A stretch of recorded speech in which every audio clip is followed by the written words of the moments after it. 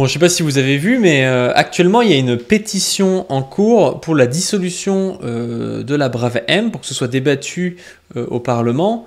Là, ça vient d'atteindre 100 000 signatures, donc je crois que ça va permettre de pouvoir avoir au moins un débat au Parlement par rapport à ça. Moi, je trouve que c'est dommage de dissoudre la Brave M, parce que je trouve que c'est vraiment une brigade qui est exemplaire et dont la police devrait s'inspirer, donc je vais essayer de vous expliquer un peu tout ça. Donc voilà, là il y a Antoine Léaumont qui l'a posté, c'était il y a une heure, donc à 22h40 le 27 mars 2023. Le palier des 100 000 signatures est dépassé pour la pétition et pour la dissolution de la Brave M. Continuons à signer et partager. Donc voilà, je ne vous incite surtout pas à signer et partager. La Brave M, c'est quoi? C'est France 24 qui dit qu'est-ce que les Braves M, ces unités de police décriées pour leur méthode musclée. Créées en mars 2019, durant le mouvement des Gilets jaunes, les Braves M font l'objet de critiques depuis plusieurs jours dans le cadre des manifestations contre la réforme des retraites, des critiques venant notamment de la part de la classe politique. Leurs agents sont facilement reconnaissables, des binômes de policiers en uniforme sur une moto. Les Braves M, brigade de répression de l'action violente motorisée, sont des unités de police décriées pour leur méthode d'intervention musclée. Elles se retrouvent au cœur de l'actualité ces derniers jours, mises en cause récemment dans plusieurs affaires de violences policières dans le cadre des manifestations contre la réforme des retraites. Dernier fait d'actualité, la révélation d'un enregistrement sonore d'une intervention de police lors d'une manifestation le 20 mars que Le Monde et le média en ligne Loopsider se sont procurés. On y entend des menaces et des intimidations proférées par des policiers contre de jeunes manifestants. Vous les avez déjà sûrement entendus, mais je vous remets un peu le début. Les têtes, on l'a déjà en photo, t'as juste à te repointer dans la rue prochaine manif. Mais je peux te dire que nous les têtes, on est vachement figés, on les retient. Mais t'inquiète pas que la prochaine fois qu'on vient, tu monteras pas dans le car pour aller au commissariat. Tu vas monter dans un autre truc qu'on appelle ambulance pour aller à l'hôpital. Donc voilà, beaucoup d'intimidation, quoi, ce qui est tout à fait interdit. Déjà, un policier est censé vous voyer, pas vous tutoyer. Il est absolument pas censé vous dire tu reviens à Colmar, je te casse les jambes. Hein. Il est pas censé vous dire ça. Hein. Donc voilà, tout à fait honteux. Le préfet de police, Laurent Nunez, a annoncé vendredi soir avoir saisi l'inspection générale de police, l'IGPN. L'IGPN, qu'on rappelle, qui est un truc totalement... en gros, c'est des policiers qui jugent les autres policiers, quoi. Donc c'est tout à fait honteux, quoi. C'est pas du tout neutre, quoi, comme institution. Laurent Nunez, plutôt le préfet de police, dit évidemment que ces propos sont inacceptables, déontologiquement posent des graves problèmes. Il déclare être très choqué. Évidemment que ces propos sont totalement inacceptables. Je ne peux pas vous dire autre chose. Le président de la République l'a dit, le ministre de l'Intérieur l'exige. Nous sommes extrêmement rigoureux sur l'application des règles déontologiques. Nous soutenons les policiers. Ce qu'ils font en ce moment, c'est remarquable, surtout quand on voit la violence qu'ils ont à subir en face d'eux. Alors voilà, ce qu'ils font en ce moment, c'est remarquable, mais là, c'est la goutte de trop. Donc moi, j'ai essayé de vous tenir la thèse opposée, que ce qu'ils font actuellement, en fait, c'est l'exemple pour le reste de la police, et voilà, que ce serait presque structurel. Mais bon, on va voir ça. Ils font face, et ils tiennent le coup, et croyez-moi, ils sont très courageux, parce que c'est très compliqué de pouvoir travailler quand on prend des pavés, des boulons, des cocktails Molotov, mais nous exigeons en contrepartie d'eux une déontologie qui soit irréprochable. Le président de la République le demande, le ministre de l'Intérieur me le demande. Évidemment que quand j'entends cette vidéo, je suis, comme tout le monde, très choqué. Évidemment que je demanderai la saisine de l'inspection générale de la police nationale. Enfin, en tout cas, dès que j'ai entendu cette vidéo, c'est évidemment la première décision que j'ai prise, car ces propos sont graves, et ce sont des propos qui, déontologiquement, posent des problèmes très graves. Voilà, donc c'est très très très grave. On a l'impression qu'ils condamnent très fort. Donc on va voir le reste. Intervenir vite. Ces brigades naissent en mars 2019 pendant les mouvements des Gilets jaunes, débutés en novembre 2018. L'idée était de pouvoir intervenir vite, là où les grosses compagnies ne passent pas ou sont trop lourdes avec leurs kilos de matériel. Les Braves M comportent aujourd'hui 6 sections de 18 opérateurs et autant de motards, soit 92 équipages. Donc vous avez 92 équipages divisés en 6 avec 2 personnes par équipage, quoi. Donc vous avez environ 180 personnes. Un chiffre voué à monter à 150 d'ici les JO de Paris, d'après le commissaire qui les dirige, Stéphane Boscariol. Donc le commissaire qui dirige les Braves M, c'est Stéphane Boscariol, et il nous dit que ça va augmenter. Donc vous êtes contents, vos impôts vont passer dans 2 fois plus de Braves M d'ici les JO. Les Braves M portent une tenue, un casque de motard, un gilet tactique, un marquage de police, une radiotransmission et une arme de poing, donc un pistolet. Chaque agent est aussi équipé d'une caméra piéton qu'il déclenche individuellement et qui est remise en fin de service. Son équipement emblématique reste la matraque télescopique ou des bâtons 10 gommes, modèle plus court, plus pratique pour la moto. Chaque agent est équipé de grenades lacrymogènes à main et de grenades de désencerclement GENL. Chaque section comprend également 4 porteurs de boucliers, un tireur de LBD et dispose d'un lanceur Cougar pour les grenades de longue portée. Comparaison avec les voltigeurs. Plus mobiles que les compagnies de CRS ou les gendarmes mobiles, les Bravem se déploient en convoi dans Paris et sa petite couronne pour intervenir au cours des manifestations sur des violences urbaines, des dégradations, des actions de dispersion et aussi en soutien des unités en difficulté. Elles peuvent procéder à des interpellations en allant chercher dans la foule des personnes remises ainsi à des officiers de police judiciaire. Dans une vidéo tournée en immersion, la préfecture de police précise que ces unités de choc ont notamment pour mission de bloquer les départs de cortèges sauvages et de contenir les manifestants. Bloquer et contenir, hein, voilà, on ne sait pas trop comment c'est fait, mais voilà, c'est en disant juste s'il vous plaît, ne passez pas. Sauf risque imminent, les braves M n'interviennent que sur ordre de la salle de commandement, selon son encadrement. Hors manifestation, elles viennent en aide au commissariat dans la lutte contre les violences urbaines ou sur les contrôles routiers. Et donc en fait, voilà, vous avez une salle de commandement dans le commissariat de police, je crois, de Paris. Il faudrait vérifier mes dires, mais je crois que c'est là. Genre au sous-sol, les mecs ont des caméras et puis ils voient. Et si c'est le bordel, s'ils veulent envoyer, ils envoient la brave M à un endroit, quoi. Dans la vidéo de la préfecture, les agents des Bravem indiquent ne pas vouloir être comparés aux voltigeurs du nom de cette brigade de police motorisée opérationnelle entre 1969 et 1986, créée au lendemain des événements de mai 68.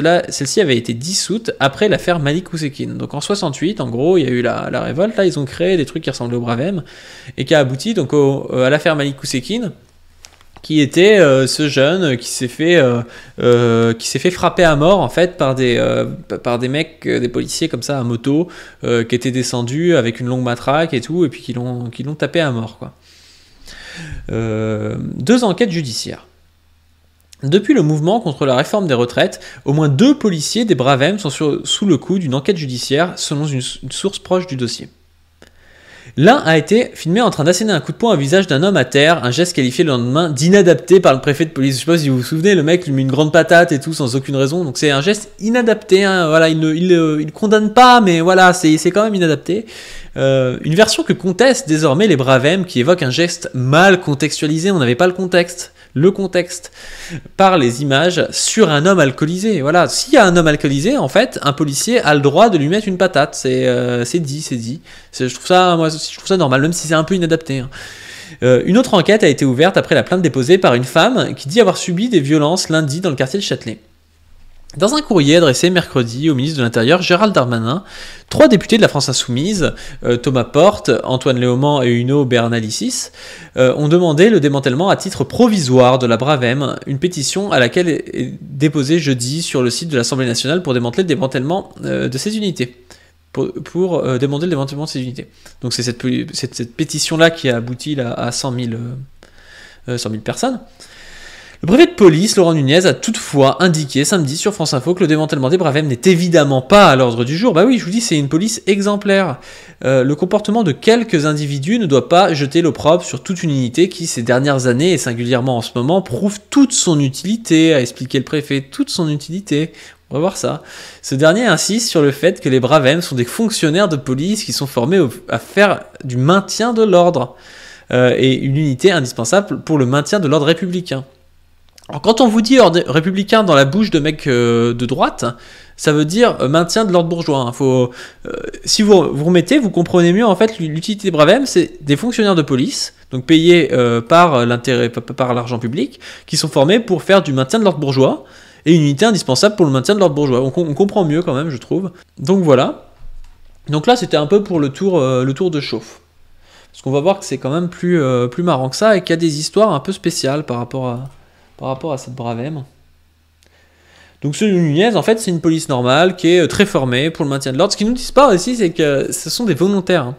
Et c'est ce que rappelait Mélenchon quand il parlait des Bravem. C'est-à-dire que c'est des mecs qui sont volontaires pour monter sur une moto, pour aller foutre des coups de matraque à des gens. Donc c'est quand même assez spécial comme type de personne. Donc voilà, voilà ce qu'est la Bravem selon la police. Et selon France 24... qui ne fait que rapporter tout ça. Alors, selon le réel, maintenant, moi j'aime bien invoquer le réel comme ça, parce que je suis un crypto-droitard, donc voilà, j'invoque le réel. Et selon le réel, il y a ça. Donc, on a une vidéo de la Bravem qui roule sur la jambe d'un manifestant.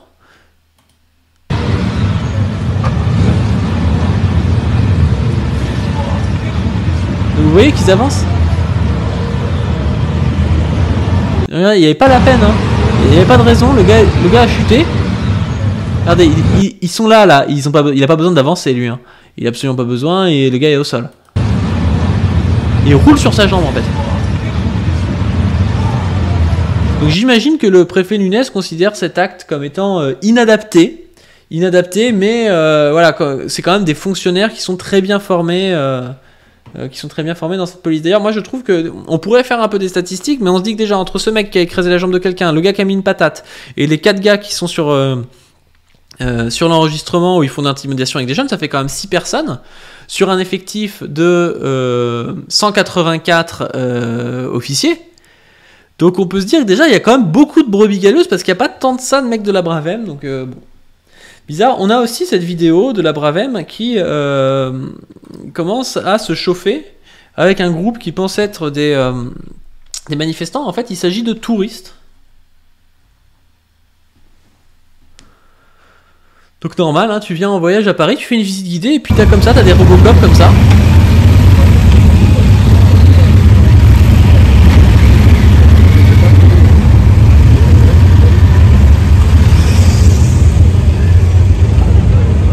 Les gars ne doivent pas comprendre pourquoi ils arrivent dans une reconstitution historique de pays autoritaires, c'est un peu bizarre. On a aussi une vidéo de gendarmes, hein, sûrement des camarades d'extrême gauche, qui expliquent que la Bravem fait de la merde un peu pendant une manif. Je sais que vous les avez peut-être déjà vus, hein, mais bon, ça fait toujours plaisir.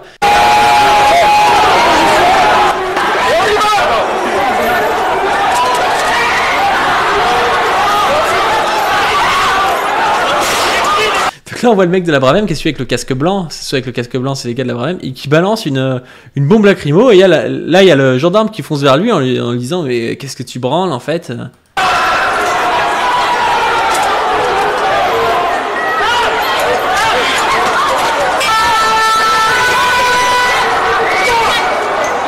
Il dit mais qu'est-ce que vous faites là? Qu'est-ce que vous faites là? Qui a fait ça? Arrêtez maintenant.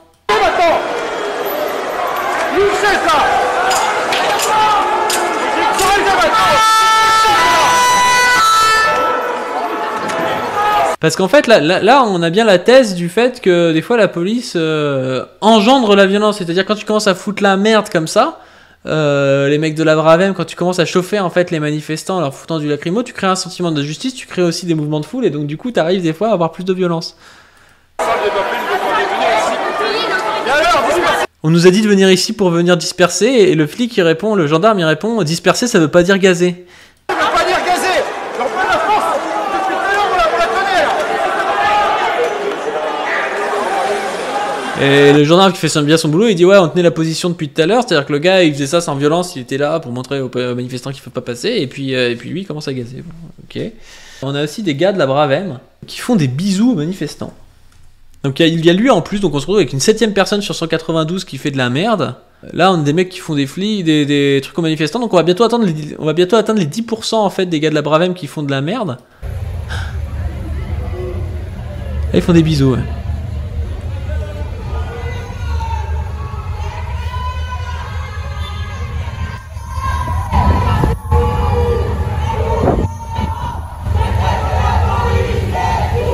Et il y a des gens qui vont mettre ça dos à dos avec les chants des manifestants. Mais sauf qu'en fait, c'est censé être des professionnels, ces mecs-là. C'est-à-dire que, bon, déjà, ils seraient peut-être pas détestés comme ça s'ils commençaient pas à rouler sur la jambe des manifestants. Mais en plus de ça, ils sont censés avoir un retrait. C'est-à-dire que, quand je sais pas quel métier vous faites, mais quand vous êtes professionnel, vous avez vous avez un code et tout, et il y a des gens, ils arrivent, ils sont pas OK avec vos codes, mais vous êtes censé les tenir, quoi. Et là, ces mecs-là, ils sont sur des motos, ils sont quand même particulièrement violents, donc ils sont censés quand même être particulièrement savoir se retenir, quoi. Alors, on a quoi d'autre? On a ce truc-là, je sais pas si vous l'aviez vu, la police française n'arrête pas de récupérer des symboles d'extrême droite, ici la tête de Punisher, symbole de la vengeance, de justice punitive, plus symbole de la Umbrella Corporation, qui représente la mafia et le terrorisme biologique. Du coup, ouais, sur son casque, comme ça, là. Petit truc calme. Il faut savoir que la croix pâtée est largement utilisée par l'extrême droite, référence aux Templiers, détournement au profit de leur idéologie islamophobe. L'Umbrella Corp est une variation de cette même croix. Donc voilà, enfin moi je trouve ça quand même très étonnant que les gars aient Et des choses comme ça. Moi, je pensais que c'était des gardiens de la paix. Je pensais qu'ils étaient là pour maintenir l'ordre et que c'était l'ordre gentil qui maintenait. Mais en fait, j'ai l'impression qu'ils sont violents et qu'ils maintiennent un ordre bourgeois et qu'ils aimeraient bien que ce soit encore plus violent. Qu'est-ce qu'on a d'autre? Eh ben, on a le témoignage des gens qui ont été frappés ou qui ont été maltraités par la Bravem. Donc, on peut s'écouter ça. Il est l'homme visé dans cet enregistrement. Tu la fermes ou t'en veux? Je ferme pas. Parce que je ferme pas, tu commences à bégayer. T'en veux peut-être une, non? Pour te remettre la mâchoire droite. Souleymane a 23 ans. Il est étudiant tchadien en France. Face aux policiers de la Brave, il décrit une série d'intimidations, mais aussi d'agressions. Ce qui me fume là-dedans, c'est que le lumpen, c'est pas celui qu'on pense. En fait, le lumpen, c'est le flic. Et le mec qui vient du Tchad, en fait, c'est un étudiant. Aussi d'agressions. Il m'a attrapé vers le partie génital et il m'a dit t'as pas de couilles et tout. Il commençait à m'insulter tout de suite. Ils ont pris ma pièce d'identité. Tu viens d'où? T'es venu à la nage, t'es venu en bateau, tu t'es accroché sur les ailes de l'avion. Je me sens agressé, humilié et menacé aussi. Menacés parce qu'ils savent mon adresse, ils ont dit ils vont passer d'ailleurs mercredi. Avec lui, d'autres étudiants sont interpellés. C'est le cas de Salomé. J'entends la Brave arriver derrière moi. Donc là, il y a je dirais une vingtaine de motards. Je me rends, main en l'air. Ils me balayent. Je tombe dos contre les pavés. Ils me menottent. J'entends un connasse. Je demande comment et on me dit ta gueule. Et puis ça a été intimidation sur intimidation. Ta vie ne tient qu'à un fil. Quand j'ai donné mon nom, quelqu'un a réagi parce que mon nom est d'origine hébraïque en disant ça va nous causer des ennuis ça. Le préfet de police de Paris a saisi l'IGPN, mais rappelle que selon lui, la Bravem est une unité essentielle pour le maintien de l'ordre dans la capitale. Alors c'est une unité tellement essentielle qu'il n'y en avait pas entre 86 et 2019. Je ne sais pas trop pourquoi, depuis qu'il y a Macron, c'est une unité essentielle. Et j'ai l'impression quand même qu'il y a beaucoup de brebis galeuses pour une unité où il y a 184 personnes. C'est quand même étonnant. On a l'impression qu'il y a au moins 15 mecs au minimum, quoi, contre qui il y a des gens qui témoignent. Donc je trouve ça bizarre. Hein. Alors du coup, moi la question qui me taraude, c'est la question de savoir si est-ce qu'il faut condamner la Bravem ou est-ce que il faut généraliser la Bravem. C'est-à-dire, est-ce que cette Bravem, ce qu'on voit nous, ce qui peut nous choquer, est-ce qu'au final, c'est pas le fonctionnement normal de la police en France? Est-ce que c'est pas voulu? Est-ce que c'est pas, il n'y a pas un but de faire les choses de manière aussi violente et aussi autoritaire? Pour ce faire, moi, je vous propose de regarder quelques articles de Mediapart qui sont assez frappants là-dessus, sur ces questions-là. Alors, on va parler un petit peu de l'organisation, notamment de la préfecture de police de Paris et de ceux qui donnent les ordres à la police actuellement. Et on va essayer de voir si les ordres qu'ils donnent permettent d'avoir une police qui est, on va dire, saine, qui essaie d'être la moins violente possible, de faire respecter la paix, d'apaiser les gens, ou s'ils sont plutôt violents. Et donc pour ça, on va s'intéresser à plusieurs personnages. Des personnages qu'on retrouve là en 2022 qui sont les 3 plus grosses personnes de la préfecture de police de Paris. Depuis, il y en a un qui a été limogé, qui est le préfet Lallemand. Et donc là, on a un article en fait qui est sur après, vous savez, la finale de la Ligue des Champions, ce qui s'était passé et tout. On avait dit que ça a été géré avec les pieds, ce qui était le cas, qu'ils avaient gazé et tout, que c'était un peu n'importe quoi. Et du coup, on s'était intéressé à 3 personnes. On s'était intéressé à ce mec-là, Paul-Antoine Thomy, on va s'y intéresser plus largement. Et puis à Alexis Marsan. Donc Paul-Antoine Thomy, c'était le commissaire de la Bravem. Je crois qu'il ne l'est plus actuellement parce qu'on a vu que c'était un autre type. Mais jusqu'à présent, c'était le commissaire de la Bravem, c'était le mec qui gérait la Bravem. Alexis Marsan, c'est, je crois, le numéro 2 de la préfecture. C'est un directeur adjoint de la DOPC, direction de l'ordre public et de la circulation de Paris et de la Petite Couronne. Et puis le préfet Lallemand, très connu, avec sa fameuse très très bonne dégaine qui donne envie. On va peut-être pas parler de l'allemand, parce que l'allemand, on le connaît déjà. On pourrait parler peut-être d'abord de Marsan. Parce que Marsan, faut savoir qui c'est, il faut savoir qui donne les ordres en fait. Alexis Marsan, donc un ancien militaire qui a fait l'essentiel de sa carrière dans le maintien de l'ordre, est un des premiers bénéficiaires du grand ménage. En gros, il y avait eu, après l'affaire Benalla, beaucoup de gens qui s'étaient barrés de la boutique quoi, du commissariat de Paris, et du coup, lui, il en avait profité pour arriver quoi, et puis prendre un poste. Quoi. Le nom de cet habitué du terrain du contact apparaît pour la première fois dans la presse en 2002. Il est blessé à coups de couteau à l'abdomen lors d'une manifestation alors qu'il était jeune commissaire. Au milieu des années 2000, il fait par suite un passage à la direction centrale des renseignements généraux, avant d'être brutalement muté chez les CRS après un épisode trouble, relaté en octobre 2016 dans une dépêche AFP où son identité n'est pas citée. L'incident aurait eu lieu le 12 octobre précisément alors qu'Alexis Marsan était en exercice de filature avec son supérieur. Témoins de vol à l'arraché, les deux hommes se seraient intervenus avant d'être pris à partie par une trentaine de jeunes. Ils font alors usage de leur arme de service, des tirs qui leur valent quelques semaines plus tard d'être écartés des renseignements généraux. Cela n'empêche pas l'inspecteur général Marsan de continuer à monter rapidement dans la hiérarchie jusqu'à être nommé en 2020 directeur adjoint de la DOPC de la préfecture de police, où il occupe un rôle clé sous la direction de Jérôme Foucault, un haut gradé sans expérience dans le maintien de l'ordre. Propulsé là à la faveur du scandale Benalla, c'est lui qui a signalé le télégramme qui a entériné le dispositif du maintien de l'ordre de la Ligue des Champions. Depuis 2018, c'est Alexis Marsan qui dirige d'une main de fer les opérations lors des manifestations les plus sensibles. À la préfecture de police, certains louent son côté sympathique et sa bonne connaissance du terrain, d'autres décrivent un homme dans une logique d'hubris, habité par une vision violente du maintien de l'ordre, tiens, c'est bizarre, dont l'impulsivité et le manque d'anticipation et le manque de sérénité ont créé un climat délétère.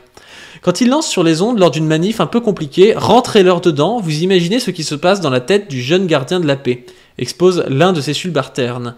Certains de ces services, comme on l'appelle à la préfecture de police, sont restés dans les annales, à commencer par la manifestation des Gilets jaunes qui aboutit au saccage de l'Arc de Triomphe le 1er décembre 2018. Le dispositif qu'il avait mis au point avait fait l'objet d'un retexte, retour d'expérience, au vitriol, rédigé par l'une des sections syndicales de la DOPC.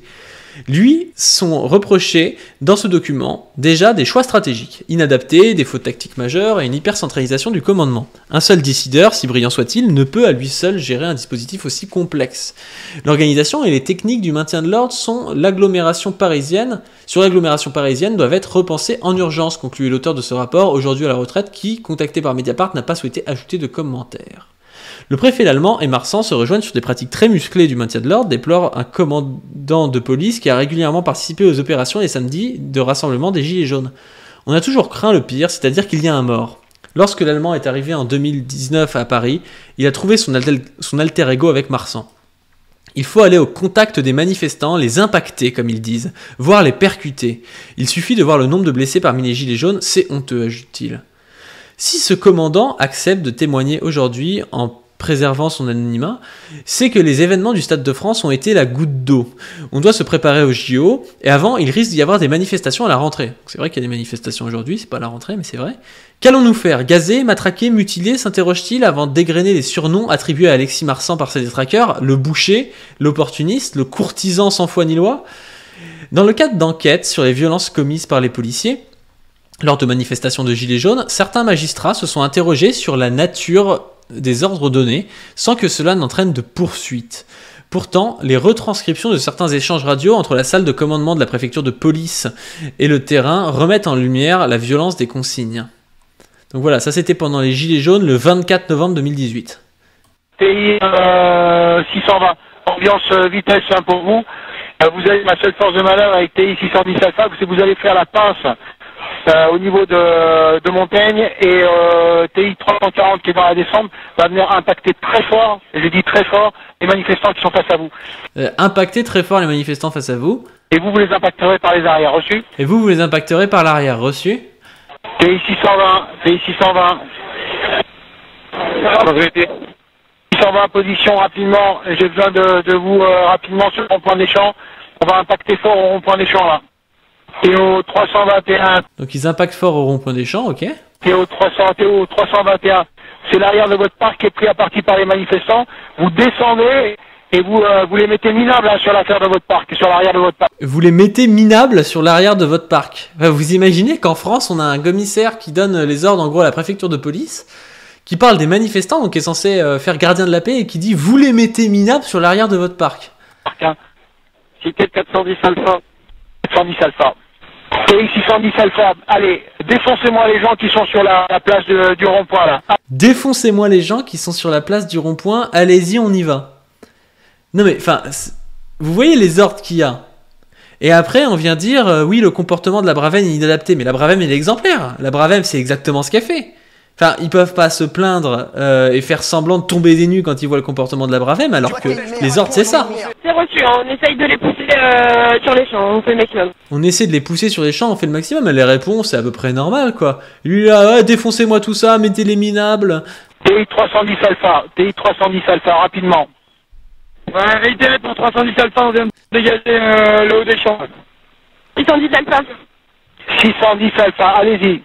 Ouais, on a une personne avec une main arrachée au niveau du rond-point des champs à l'entrée de... On a une personne avec une main arrachée au niveau du rond-point des champs. Il faut envoyer les sapeurs-pompiers. Il faudrait envoyer l'ASP. Et après Vous voyez le délire, quoi? Le nom d'Alexis Marsan revient dans plusieurs affaires, notamment celle des blessures de Gabriel Pontonnier, 21 ans, dont la main a été mutilée par une grenade Gli F4 le 24 novembre 2018. Alors évidemment, là, quand on parle de Sainte-Soline, il y a quand même des rapports avec tout ça.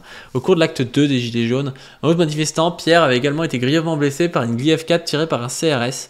Interrogé par l'IGPN en septembre 2021, Alexis Marsan précise que l'ordre de recourir aux grenades explosives transmis oralement par le préfet n'a donné lieu à aucune note qu'il a lui-même relayée sur les ondes radio. Le 10 février 2022, jugeant l'usage d'une grenade à l'égard de Gabriel Ponté disproportionné, le juge d'instruction a mis en examen l'auteur de son tir, le major Jackie D, sans retenir la responsabilité des hauts fonctionnaires de la préfecture. Ce n'est pas simple de caractériser une infraction pénale. Oui, donc ça veut dire qu'en gros, il n'était pas condamné par là. Faire mal, ouais. Ça, c'était pas mal aussi, c'était pas mal.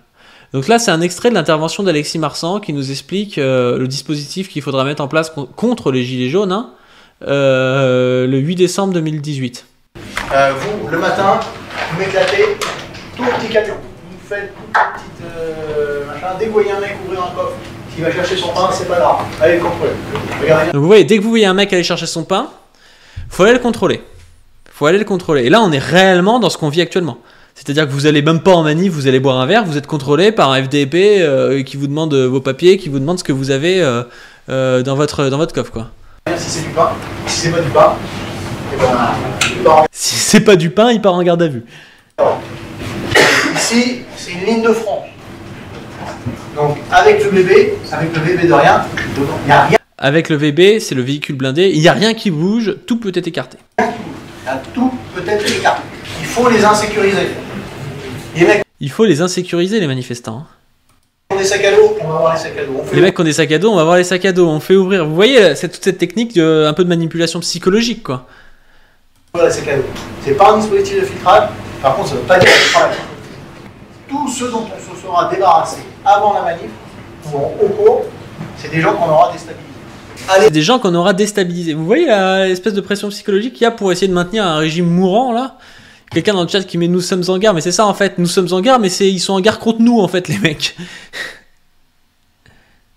Dans les petites rues, avec un peloton, vous voyez des mauvaises gueules, vous en voyez plusieurs. Vous voyez les termes qu'il utilise, le mec? Allez dans les petites rues avec un peloton, vous voyez des mauvaises gueules. Vous voyez des mauvaises gueules, vous en voyez plusieurs. Qui ont des gueules peut-être normales, mais qui sont lourdement chargées. Allez-y, allez contrôler, allez chercher ce qu'il y a dans les... Ils ont des mauvaises gueules, vous allez contrôler. Non mais c'est le délire, quoi. C'est le délire, le truc. Enfin, comment c'est possible que le mec il dise ça, quoi? Vous verrez, on fera des interpellations avant même d'avoir enfui les Champs-Élysées. Donc en gros, ils se disent travailler dans la sécurité, mais ils sont là pour vous insécuriser, hein. C'est quand même étonnant, quoi. Et ils vous expliquent qu'il faut quoi, que le délit de faciès c'est autorisé, quoi. Non mais c'est vraiment un délire. Moi j'ai halluciné en lisant cet article, c'est pour ça que je vous le lis, parce que moi je faisais des recherches un peu sur la Bravem et tout. Je suis tombé sur ce truc-là et je le connaissais même pas, l'article, quoi. Enfin, ça sort d'où ce truc-là? Le 8 décembre 2018, en salle de commandement, le préfet Delpech avec à ses côtés, Delpuech plutôt, avec à ses côtés Alexis Marsan encourage les CRS qui progressent sur les Champs-Élysées. Oui, vous pouvez y aller franchement, allez-y franchement, n'hésitez pas à percuter ceux qui sont à votre contact à proximité, ça fera réfléchir les suivants. Mais vous voyez le délire du truc, ça fera réfléchir les suivants. Enfin, on est vraiment dans une quête en gros de l'insécurisation et de faire peur aux gens pour essayer de maintenir un régime moribond, quoi. Donc là on voit, ouais, c'était des manifestants du pont de Sully qui s'étaient fait gazer. Il y avait eu tellement de gaz, alors que c'était des mecs qui étaient assis au sol, hein. Ils étaient assis au sol et leur but en gros c'était de faire un sitting, quoi. Ils représentaient strictement aucune violence. Il n'y avait aucun problème, quoi. Les gars les ont gazés tellement que ce jour-là, il y a un commissaire qui a fait un malaise tellement il y avait de gaz. Bon, donc là, on voit un truc, c'est que le but de la police, c'est pas la sécurité, parce qu'il parle de vous insécuriser. Pourquoi est-ce qu'il parle de vous insécuriser? C'est parce que le but de la police, c'est de vous insécuriser pour faire du maintien de l'ordre bourgeois. En gros, c'est ça, hein, c'est assez clair. Maintenant, on va parler de Tommy Le Corse, de son vrai nom Paul-Antoine Tommy. Paul-Antoine Tommy, c'est un commissaire haut placé à la préfecture de police de Paris. Je sais pas s'il y est toujours d'ailleurs, je sais pas s'il est toujours haut placé, je sais pas ce qui s'est passé parce que ce gars-là dirigeait la Bravem jusqu'à il y a peu. Je sais qu'aujourd'hui c'est plus lui qui la dirige, donc je sais pas où ce mec est passé, mais il l'a dirigé pendant 2 ou 3 ans, quelque chose comme ça, et donc on peut bien comprendre que la Bravem c'est un peu son bébé parce que la Bravem a été créée en 2019 et donc voilà, c'est quelqu'un de très important pour la Bravem. Donc je trouve que connaître qui a modelé quelque chose, ça permet de connaître un peu ce quelque chose. Ce fameux Tommy Le Corse, on l'a retrouvé il n'y a pas si longtemps en train de nasser dans un arrondissement de Paris. Donc, c'est Louis Viter qui tweet « Première charge de gendarmerie rue Rossini à Paris, le 22 mars 2023, menée par le policier Paul-Antoine Tommy, dit Tommy Le Corse. Nasse en cours après une manifestation déambulante. Les manifestants vont être regroupés selon lui devant le commissariat du 9e. Au mégaphone, un commissaire annonce aux personnes nassées que la manifestation est sortie de son itinéraire et donc qu'elle va être dispersée vers la rue Le Pelletier. Et donc, voilà, moi c'est comme ça que ça a attiré mon regard sur Tommy Le Corse et que je me suis rendu compte qu'il y avait un gros rapport en fait avec la Bravem. Tommy Le Corse, c'est un gars qui s'était fait connaître pour ça. Alors c'était en 2021, 1er février. Il avait eu un geste, moi je trouve un petit peu déplacé, surtout pour un haut gradé. En gros, il avait maintenu l'ordre. Il avait maintenu l'ordre sur un manifestant en faisant ça. T'es filmé là! Arrêtez là! Putain mais t'es filmé, tu comprends? Tu comprends le français? Pourquoi vous faites ça? Arrêtez! T'es filmé! Arrêtez!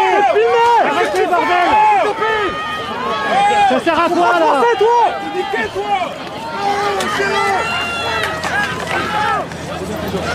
Donc ce mec là en fait c'est ce gars là qui gère qui a modelé la Bravem, hein, faut se dire ça quoi. Ce type là qui a l'air d'avoir un truc à compenser, hein, quelque chose de mental un peu, un truc un peu bizarre, c'est ce mec là qui a modelé la Bravem.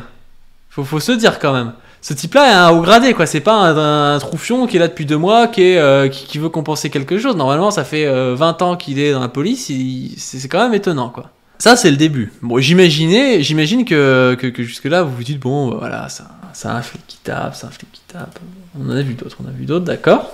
Donc là on retourne sur notre petit article Mediapart qui nous parlait d'Alexis Marsan, donc on en a parlé.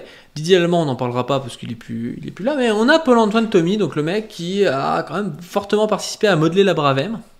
Et qu'est-ce qu'on nous dit sur ce gars-là? Le deuxième, Paul-Antoine Tommy, 53 ans, commissaire lié au milieu corse qui officiait ce soir en tant que chef d'état-major adjoint à la DOPC, a comme lui dirigé la brigade motocycliste de la préfecture de police avant de gravir les échelons malgré un certain passif. La dernière fois que Paul-Antoine Tommy a fait parler de lui en janvier 2021, c'est pour avoir matraqué à une dizaine de reprises un manifestant tombé au sol lors d'une manifestation contre la loi sécurité globale, donc c'est ce qu'on vient de voir. Et donc la brigade motocycliste, évidemment, ça a un rapport avec la Brave. Mediapart a recueilli les témoignages d'une dizaine de policiers qui les ont côtoyés et ont enquêté sur les faits d'armes de ces 2 hommes décrits comme proches. Un rappel à la règle pour avoir matraqué un manifestant au sol. Entré dans la police en 1994 comme inspecteur, il est le frère de Michel Tommy. Alors vous connaissez peut-être pas Michel Tommy, mais Michel Tommy c'est le dernier parrain corse, il est surnommé le parrain des parrains. Il est lui-même surnommé Tommy Le Corse. Il était notamment apparu dans un procès verbal dans lequel un lieutenant de Michel Tommy avait affirmé à la police judiciaire effectuer des versements annuels de 25 000 € en liquide aux policiers, alors commissaire à la DCRI, le renseignement intérieur. Donc voilà, donc c'est déjà bizarre, on nous explique que le mec qui a fondé la Bravem, c'est le frère du gars considéré comme étant le dernier parrain corse, qui lui verserait 25 000 € en liquide par an. Bon, déjà c'est bizarre, déjà moi je trouve, ça m'a vraiment étonné, hein. Je vous le dis réellement, parce que j'étais 10 lieues de penser que j'allais lire ça, quoi. Paul-Antoine Tomy a gagné des galons à la préfecture de police après l'arrivée de Didier Allemand en 2019. Il dirigeait alors la division régionale motocycliste, devenu un élément clé dans les stratégies de maintien de l'ordre et régulièrement mis en cause pour ses méthodes violentes. À l'été 2019, donc on parle de la Bravem, et de la Bravem et ce qu'il y avait avant la Bravem, je crois. Il fait partie des fonctionnaires décorés de la médaille de la sécurité intérieure pour ses services lors des manifestations de Gilets jaunes. Donc il a été décoré pour ses services, donc c'est pour ça, moi je pense que c'est assez exemplaire ce que fait la Bravem. En janvier 2021, le commissaire Tomy est identifié notamment grâce au patch en forme de drapeau corse qui orne une poche de son uniforme comme l'auteur d'une dizaine de coups de matraque sur un manifestant au sol lors d'une manifestation contre la loi sécurité globale. À l'époque, face au tollé suscité par une vidéo vue des centaines de milliers de fois sur les réseaux, le préfet allemand annonce l'ouverture d'une enquête administrative à l'issue de laquelle le commissaire a eu un simple rappel à la règle. C'est bizarre, l'IGPN ne fait pas son travail, hein. C'est étonnant, hein. Je comprends pas pourquoi l'IGPN finit toujours par dire que le policier avait raison. Pire, malgré cette affaire, Paul-Antoine Tomy a été promu au poste stratégique de chef d'état-major adjoint, et c'est à ce titre qu'il pilotait aux côtés de son acolyte Marsan les opérations très sensibles du Stade de France. Donc en fait le gars a une promotion, donc voilà, je pense que c'était exemplaire ce qu'il a fait. Une autre équipe aurait été à la manœuvre au Stade de France, cela ne se serait pas passé de la même façon sur les choix tactiques et sur le recours à la force, estime un ancien de la DOPC, où règne une certaine inquiétude à 2 ans des JO. Le maintien de l'ordre, ça ne s'invente pas, il faut avoir la fibre, c'est de plus en plus compliqué, on manque de gens d'expérience. Lâche un policier de la DOPC qui souligne que 3/4 de la soixantaine de fonctionnaires de la salle de commandement ont quitté leur poste depuis l'affaire Benalla et l'arrivée de la nouvelle direction. Donc il y a 3/4 des mecs qui se sont barrés, donc on a l'impression qu'il y aurait eu une filtration qui laisse que les trous-ducs et les mecs les plus mafieux et les plus sanguinaires recommandent. Mais voilà, j'ai l'impression, moi je ne veux pas les diffamer. La finale de la Ligue des Champions, c'est un avertissement. On a l'opprobre, mais au moins il n'y a pas eu de mort, lâche un officier. Certains policiers expriment aussi un profond malaise face à la nouvelle doctrine d'emploi de la force instaurée par le préfet l'allemand, devenue une norme. Ça me tord les boyaux de voir ça. On n'est pas là pour gazer des honnêtes citoyens, crever des yeux, arracher des mains. Le maintien de l'ordre doit être républicain, au service de la démocratie. Eux, ils font n'importe quoi, souffre un ancien de la préfecture de police. Rappelant à ce titre la lettre du préfet Grimaud que le préfet Grimaud avait envoyée aux policiers après mai 68 au sujet des excès dans l'emploi de la force documentés lors des manifestations étudiantes. Le 29 mai 1968, le haut fonctionnaire y écrivait notamment à ses troupes que frapper un manifestant tombé à terre, c'est se frapper soi-même. Donc ça, c'est une première chose, mais on a d'autres choses en fait. Sur toujours le lourd pédigré du commissaire matraqueur de la place de la République. Donc on explique encore une fois que c'est le frère du gars considéré comme le parrain des parrains. Son avocat plaide pour un usage légitime de la force. Le policier est filmé dans une vidéo devenue virale. Donc c'est le frère du parrain des parrains. Le tout sous la protection de l'ancien chef des services secrets intérieurs Bernard Squarcini. C'est bizarre comme les Corses sont présents tout en haut de la préfecture de police, des services secrets, des renseignements et tout. C'est assez étonnant, hein. L'identité du commissaire, actuellement patron de la division régionale motocycliste au sein de la préfecture, a été dévoilée. Il indique que le policier va ailleurs soupçonné d'avoir usé ces derniers mois de plusieurs reprises de méthodes musclées pour mater la contestation sociale et politique dans la rue. Interrogé par Mediapart, la préfecture de police n'a fait aucun commentaire, mais les sources internes confirment qu'il s'agit bien de Paul-Antoine Tomy. Selon l'avocat du commissaire Tomy, qui dit s'appuyer sur d'autres vidéos obtenues en source ouverte, l'homme qui a reçu les coups de matraque télescopiques ne serait pas un manifestant pacifique, mais un black bloc qui, encapuchonné et tout vêtu de noir, avant a donné des coups de pied aux policiers. Alors je suis pas sûr que si le mec a un black bloc encapuchonné et qui donne un coup de pied au policier, le policier ait une réponse qui soit mesurée en lui foutant 10 coups de matraque, alors qu'il est au sol et qu'il n'y a plus qu'une chance qu'il fasse rien. Par contre, si Paul-Antoine Tomy considère que le mec lui a foutu des coups de pied, pourquoi est-ce qu'il ne l'arrête pas pour le faire juger pour ses coups de pied? Parce que en fait, c'est pas la loi du talion, hein. Enfin, je sais qu'en Corse, en fait, il y a peut-être encore des trucs un peu mafieux en mode je te fais ce que tu m'as fait, mais en République, en fait, c'est pas le cas. En République, il y a des lois, on juge les lois, quoi. Bon, on a l'impression que Black Bloc, en fait, c'est un peu comme islamiste avec les musulmans, quoi. Dès qu'il y a un mec, c'est un manifestant, on dit ouais, c'est un Black Bloc, et du coup, t'as le droit de le frapper, quoi. Mon client a par conséquent fait un usage légitime de la force lors de l'évacuation de la manifestation. L'identité du policier matraqueur a été tenue confidentielle durant plusieurs jours, donc c'est lui. Dans son article, le site d'information rappelle que le commissaire Tommy est notamment le responsable direct des unités Bravem de la préfecture de police, ah tiens c'est bizarre, dont les méthodes d'intervention sont régulièrement mises en cause par des spécialistes et des observateurs du maintien de l'ordre en France. Il a aussi fait partie des fonctionnaires de police décorés en 2019 de la médaille de la sécurité intérieure à la suite des manifestations des Gilets jaunes. Je vous dis, encore une fois, c'est exemplaire ce qu'il fait. La même année, il participe à l'élaboration du schéma national du maintien de l'ordre. Mais avec le dévoilement du nom de Paul-Antoine Tommy, c'est tout un curriculum vitae déjà riche en sourde polémique qui a ressurgi, car Paul-Antoine Tommy n'est pas n'importe qui, en tout cas pas un policier tout à fait comme les autres. Paul-Antoine Tommy longtemps a été affecté à la DCRI, donc les renseignements intérieurs, aujourd'hui DGSI, l'un des principaux services secrets français sous les ordres de son directeur Bernard Squarcini, dont il est proche. D'ailleurs, son directeur, la Bernard Squarcini, si vous connaissez pas trop ce genre d'affaires, en gros, il a été... c'est plus lui qui dirige la DGSI, je sais pas pourquoi, je sais pas s'il a été viré ou si c'est pareil, je sais pas trop quoi, et devinez pour qui il travaille pour LVMH. Donc on se demande pourquoi LVMH emploie un mec qui est censé être le patron des services de renseignement français. On pourrait se dire que c'est parce qu'ils ont fait besoin de sa qualité en fait pour fabriquer des trucs de luxe, ou on pourrait aussi s'imaginer qu'il donne peut-être des renseignements qu'il a parce qu'il a le bras long dans le service de renseignement français, enfin... C'est un peu bizarre aussi ces histoires-là quand même. Et il y a quelqu'un qui met ça dans le chat, mais c'est vrai, il avait fait de l'espionnage sur Ruffin. Oui, il avait fait l'espionnage de Ruffin après Merci Patron, pour le compte de LVMH. Donc voilà, je trouve ça un peu bizarre. Dans le même temps, le mélange des genres avec son frère Michel, surnommé le parrain des parrains, figure du milieu corse qui suscite depuis des décennies la curiosité de la justice dans des affaires financières au parfum mafieux liées à la politique, au grand banditisme et le continent africain, a pu paraître total. En effet, Paul-Antoine Tommy n'est pas seulement le frère de Michel. On ne choisit pas sa famille, il entretient avec lui des liens qui, au sein de la hiérarchie de police et dans plusieurs palais de justice français, ont de nombreuses fois suscité l'incompréhension des fonctionnaires aguerris. Tout ce que je peux vous dire, c'est que le commissaire Tommy n'a jamais été inquiété, ni de près ni de loin, pour sa filiation. C'est vrai que moi... Ça paraît un peu discriminatoire, mais j'irai pas mettre tout en haut des renseignements français le frère du mec qui est censé être le parrain des parrains corses. Je sais pas, ça me paraît être un petit peu... c'est pas forcément le meilleur truc, surtout quand on sait que le gars lui donne de l'argent en liquide à hauteur de 25 000 € par an. Je trouve que c'est peut-être pas la meilleure chose à faire, quoi.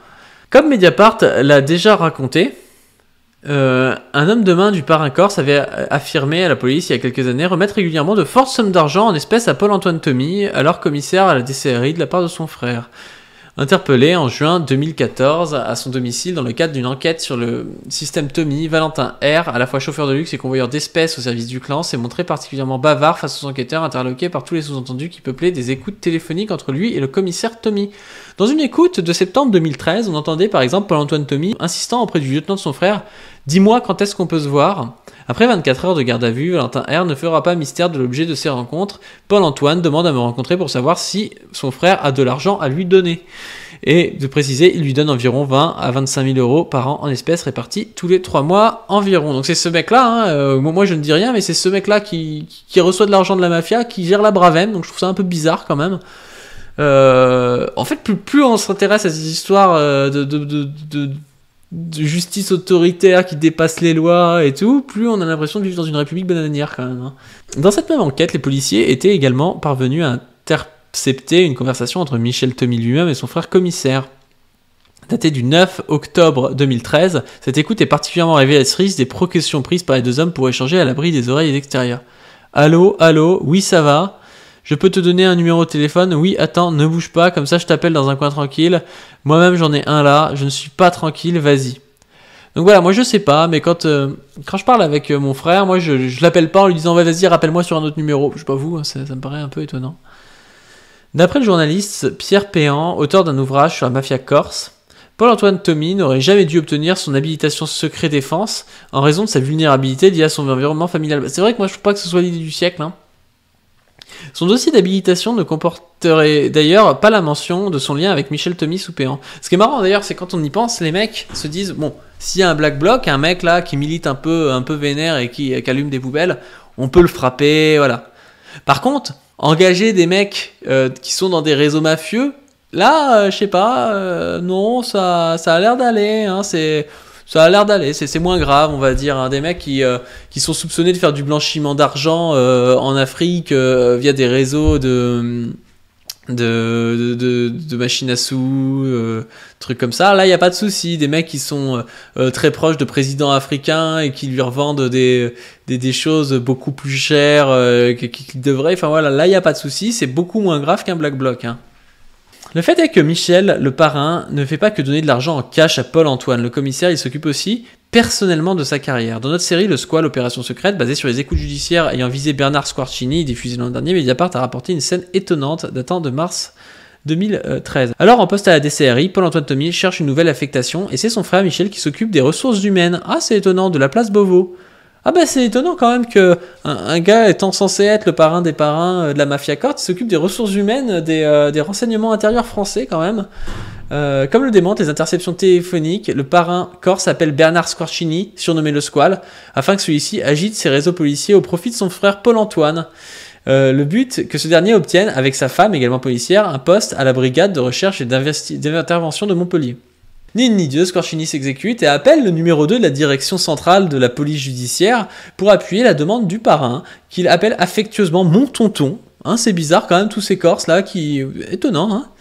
Le haut degré en ligne avec le Squal ne semble rien ignorer des liens de Paul-Antoine Tomy avec le milieu corse par l'entremise de son frère. Il va même jusqu'à suggérer au Squal que pour optimiser ses chances d'avoir son poste à Montpellier, Paul-Antoine Tomy mette dans la corbeille de la mariée la réédition de Jean-Luc Germani, un bandit corse qui est alors l'homme le plus recherché du pays.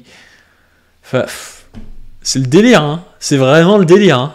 Le haut gradé qui propose ce deal stupéfiant et qui ne s'est pas conclu n'est autre que Frédéric Vaux, l'actuel directeur général de la police nationale, soit le plus haut supérieur hiérarchique actuel de Paul-Antoine Tomy. Voilà, donc la Bravem, il y a des rapports quand même un peu bizarres, hein, avec la mafia corse, avec des histoires voilà, je sais pas, c'est un peu étonnant, hein. Mais c'est pas tout, hein, c'est pas tout, parce que moi j'ai fait le boulot en fait. Non mais en vrai j'ai trouvé ça assez passionnant, j'ai lu pas mal de trucs du coup par rapport à ça. Parce que moi, je me suis dit, oui, bon, voilà, qu'est-ce que c'est que ces histoires de mafieux et tout. Et donc du coup, j'ai regardé qui c'était Michel Tomy, parce que pour faire un peu la boucle entre Squarcini, Paul-Antoine Tomy, je voulais comprendre un peu ce que c'était que ces histoires de Corse, hein, parce que, voilà, j'aime mes amis corses, et puis je voulais voir. Donc, on a un article sur Jeune Afrique. Je sais pas ce que ça vaut Jeune Afrique, mais j'ai lu un article quasiment similaire sur un autre média qui s'appelle Corse Afrique, Michel Tomy, le dernier des Mohicans. C'est un ami intime de certains présidents d'Afrique et la justice française s'intéresse de près à ses affaires, vrai truand pour les uns, homme de bien pour d'autres. Michel Tomy a fait fortune dans les casinos et dans les salles de jeu, nous l'avons rencontré. Ce serait donc lui, le dernier des parrains français, une veste en cuir mal coupée sur un pull ordinaire, le verbe monotone jamais haut, et pour le rendez-vous, un cadre neutre. Le salon d'un hôtel, bon chic, bon genre, sans plus, du 8e arrondissement de Paris, en fin d'après-midi. Pas de filtre, pas de messe basse. Son compère, feu Robert Felichagui, aimait, paraît-il, jouer au parrain. Celui du film, fumer des gros cigares, ouvrir ses chemises, pas lui, pas ce jour-là en tout cas.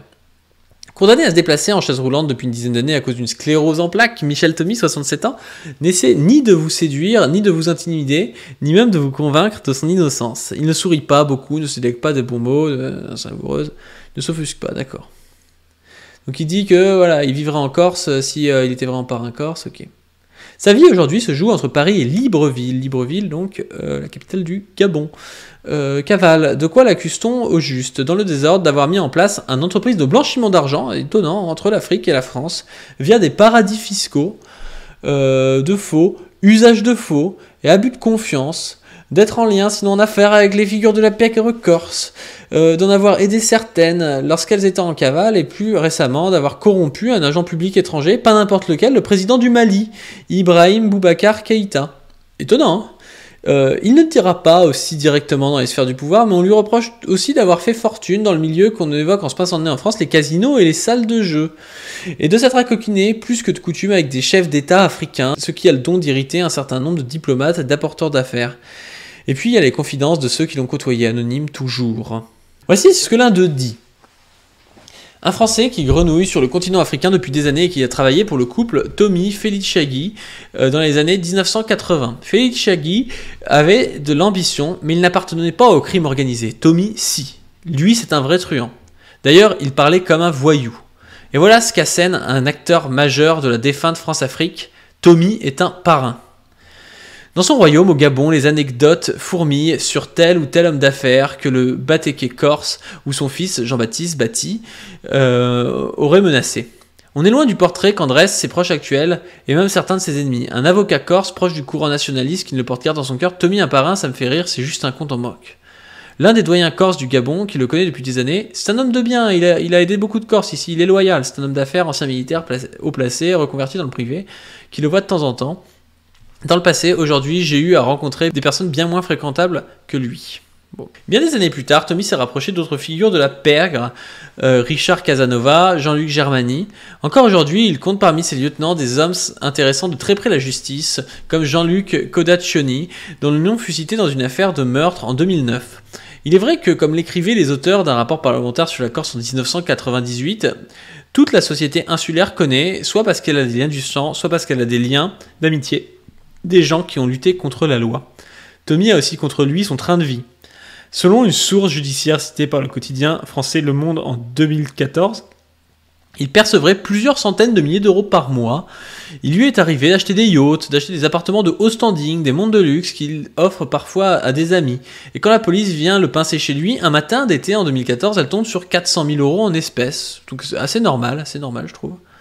Les affaires marchent bien de toute évidence, le PMU, les salles de jeu en Afrique, c'est le jackpot, explique l'un de ses employés. Tommy, enfin, a contre lui son casier judiciaire. Il fut condamné une première fois pour détournement de fonds en 1970, une seconde, il y a quelques années pour financement illégal du parti de Charles Pasqua, le Rassemblement pour la France, sur fond de rétrocommission. Alors bizarre qu'il y ait Charles Pasqua qui pop, parce que Charles Pasqua, c'est lui qui a créé, si je ne me trompe pas, les voltigeurs. Et là, on parle de la Bravem. Et donc on a tout un milieu quand même qui aime bien, j'ai l'impression, la violence sur les motos et qui aime bien la mafia corse quand même.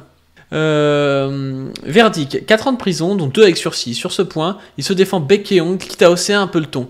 Je ne me suis jamais servi de mon amitié avec Pasqua pour obtenir quoi que ce soit. Il avait besoin d'argent pour sa campagne, il n'en avait plus. Ma fille en avait, elle lui a prêté, elle a été remboursée. Vous appelez ça du financement illégal? Bah oui, ça doit être un hasard, hein. Ça doit être une coïncidence. Depuis quelques mois, Tommy est de nouveau dans le viseur de la justice française. Il a été mis en examen le 20 juin 2014, en même temps que certains de ses proches, pour corruption d'argent public, faux usage de faux, abus de confiance et tout un wagon d'autres délits.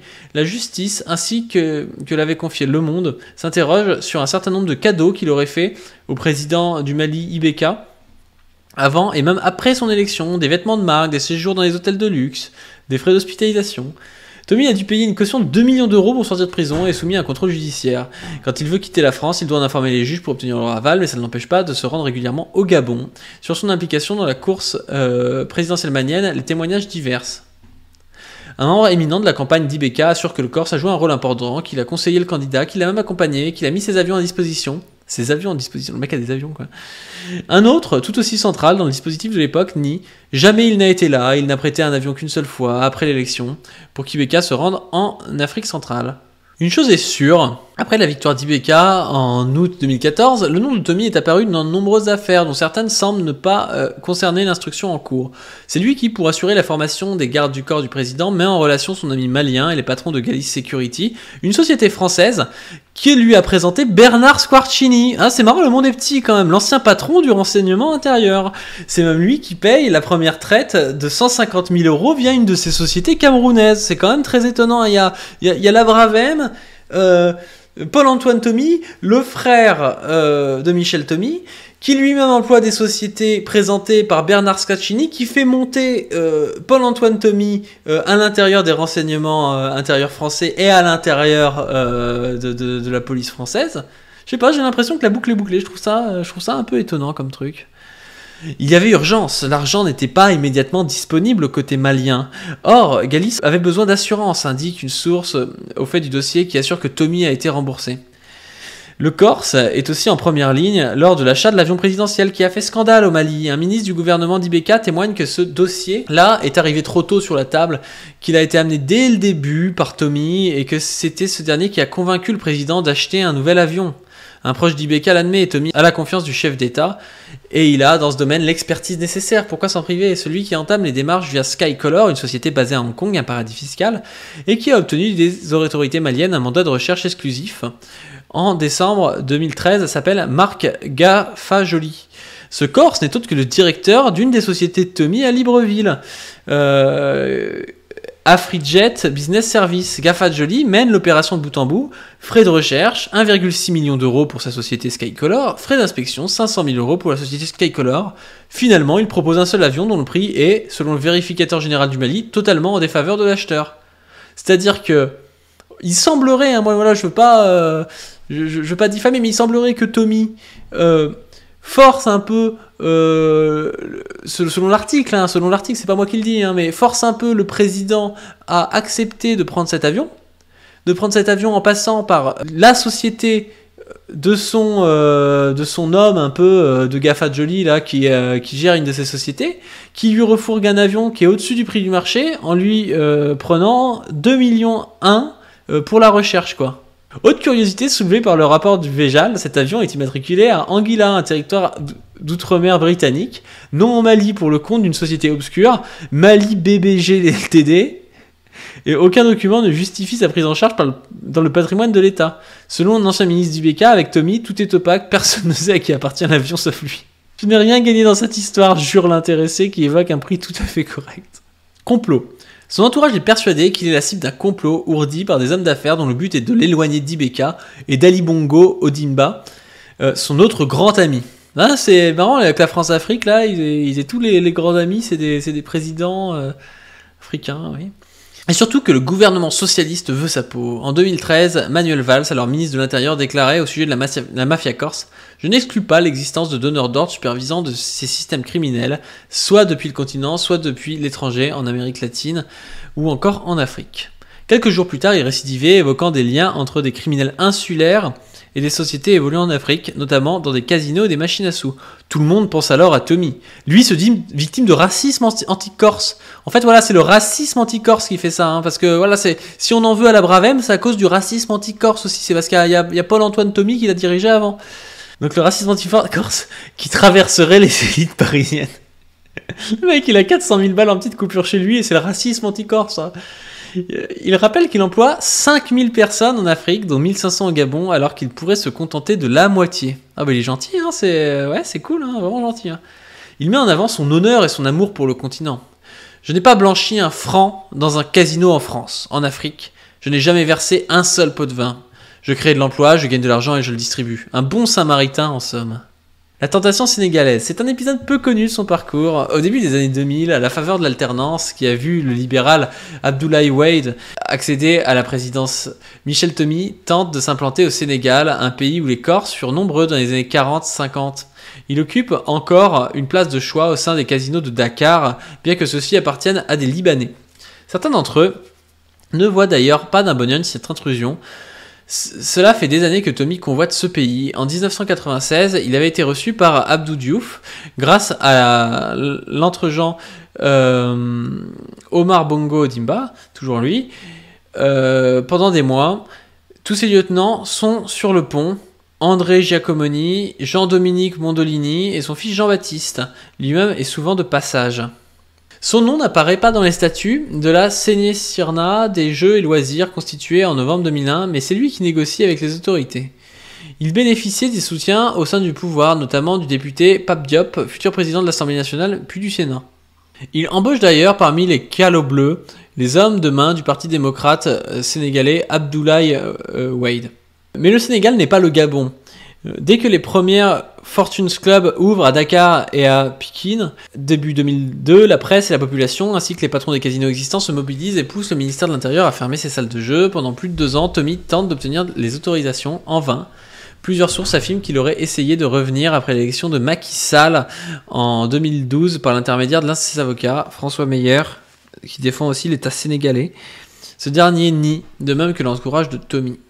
Bon, du coup voilà, moi je trouve ça intéressant quand même. Je me dis que le monde est petit quand même, que le chef des services secrets soit à la fois ami avec le parrain de la mafia qui est son frère, qu'il fasse monter, je sais pas, je trouve ça beau, et qu'on finisse avec la Bravem sur la gueule, nous, à se faire fracasser par des mecs qui, voilà, moi je ne l'affirme pas, mais qui possiblement sont des beaucoup plus grosses ordures que nous et intendent beaucoup plus à la sécurité de l'État que nous.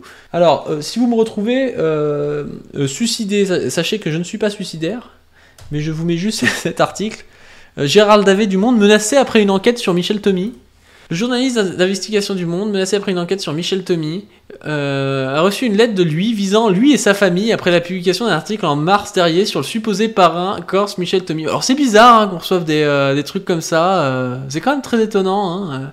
Le journaliste d'investigation a reçu donc le visant lui et sa famille après la publication d'un article sur les liens supposés entre le parrain Michel Thomy et le supposé parrain corse Michel Thomy et le président malien Ibrahim Boubacar Keïta. Apprend-on ce mardi dans les pages du quotidien, il a reçu à son domicile une lettre de menace relative notamment à son travail d'investigation mené avec notre collaborateur Frabislan sur les affaires corso-africaines. Les menaces s'adressaient directement à lui et à sa famille. Les menaces faisaient très précisément référence à l'article du 28 mars, la justice sur la piste du parrain des parrains. Soupçonné de blanchiment d'argent, ses liens avec les présidents africains, notamment le président malien Ibrahim Boubacar Keïta, des liens sur lesquels l'Express a déjà fait un article. Depuis, Michel Thomy a été mis en examen pour corruption d'argent public étranger, faux usage de faux, abus de confiance, recel d'abus de biens social, complicité d'obtention indue d'un document administratif et travail dissimulé. Faudrait faire un petit schéma comme ça, les rapports genre entre la mafia corse, la France-Afrique, les services secrets avec des rétroactions et tout, la Bravem. Alors Wikipédia de Michel Thomy, il nous dit des trucs intéressants. Ah oui, alors voilà, là par contre ce qu'on a bien, c'est pour ça que je vous l'avais mis, c'est parce qu'on a en fait, on était resté sur, il y a une enquête ouverte en 2014, et en fait, cette enquête ouverte, elle a abouti.